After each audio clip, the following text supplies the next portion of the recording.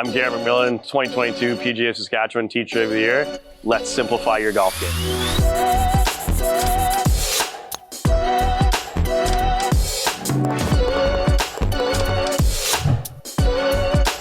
We hang onto this golf club with our hands. However, the easiest way to control where the golf club is going is to use your hands as little as possible. So when we're trying to control the golf club, we need to understand where the face is pointed. We can't have a club face that's wide open and expect the golf ball to not go right.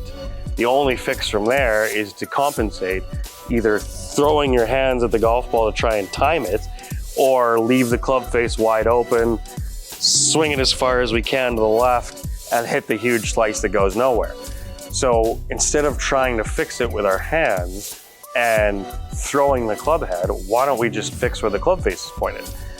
Can we make the club face square in our golf swing, where our wrists are actually doing quite a bit less moving from our address position, and have the club face in a better spot here where all I need to do is move my body, and now all of a sudden I've got a club face that's square to my target.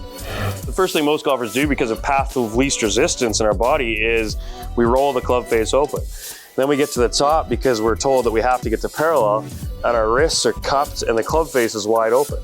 Now from here, the only thing I've got is a club face that's pointed so far right, my right hand, dominant hand, is gonna flip the crap out of it. I can't turn my body because I've got to flip so hard and stand up. If I did turn my body and flip, I'd probably miss the ball. So instead of taking the path least resistance, have some work in your golf swing, keep the club face nice and square on the way back, keep it square at the top, and if you can't turn more than this, that's all you need to do. You don't need to get to parallel.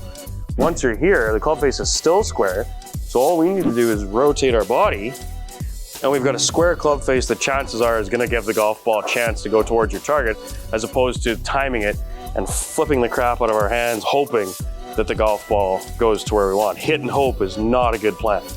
So if you're trying to fix a slice or fix any type of golf shot, we're not trying to do it by manipulating our hands, by moving the golf club in one direction. Forget about club path for right now. All you need to think about is the club face. If the club face, like I said, is wide open and we're trying to save it by rolling our hands through impact, all we're doing is creating a timing move where when my timing is on and I hit a million golf balls, I'm good. When I don't play a lot of golf or I take some time off, I'm not good because my timing's off. So take the timing out of it. If the club face stays square through our golf swing, now it's gonna stay square through impact, and all I've got to do is rotate my body. So now I've taken moving parts out of a golf swing and simplified everything to the point where if the ball is going left, my club face is too closed. If the ball is going right, my club face is too open. That's all it comes down to. How do I make this club face stay square to that target for as long as possible?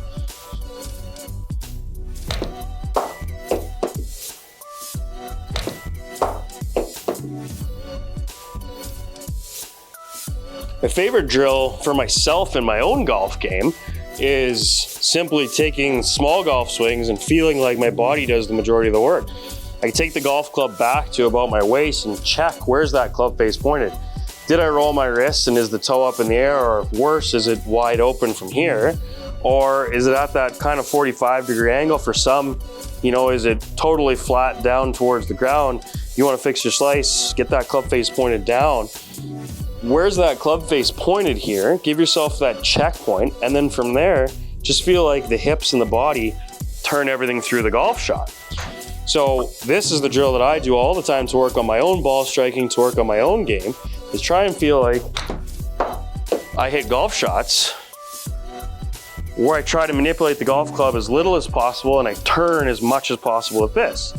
This might feel a little bit static, but realistic and might feel like it's more work, but realistically it creates a better golf swing if you've got less moving parts throughout the whole swing.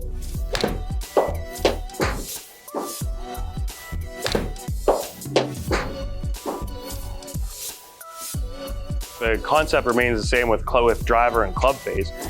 The driver swing's more around the body. We need to be flatter with the driver swing. A lot of people struggle with getting that golf club to the top, feeling we have to create speed and pulling the grip towards the ball.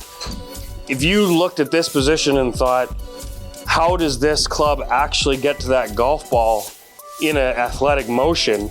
The only way that you could get there would be to stop everything and just throw your wrists at it. So everybody gets obsessed with lag in their golf swing, where I've got to hang on to this, I've got to pull, I've got to do this, right? That's where speed comes from.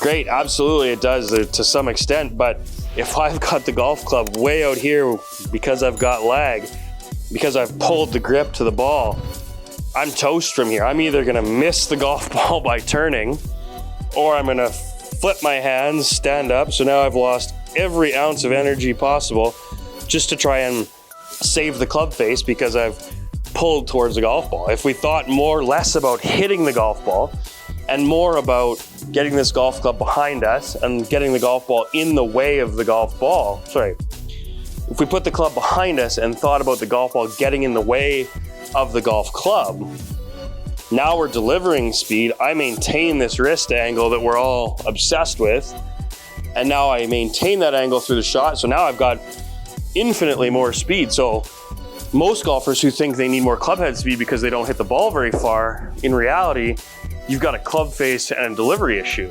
So you want to hit the ball 30 yards further, stop trying to increase club head speed and swinging at it harder. How about be more efficient with how you deliver the golf club and gain speed through a square club face and a better delivery?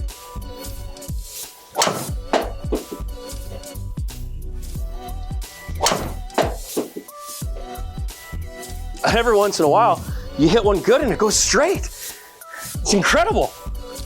Takeaway from this should be this: when you're on the range next time, before you hit every single golf shot, focus on where is my club face pointing before I make the golf shot.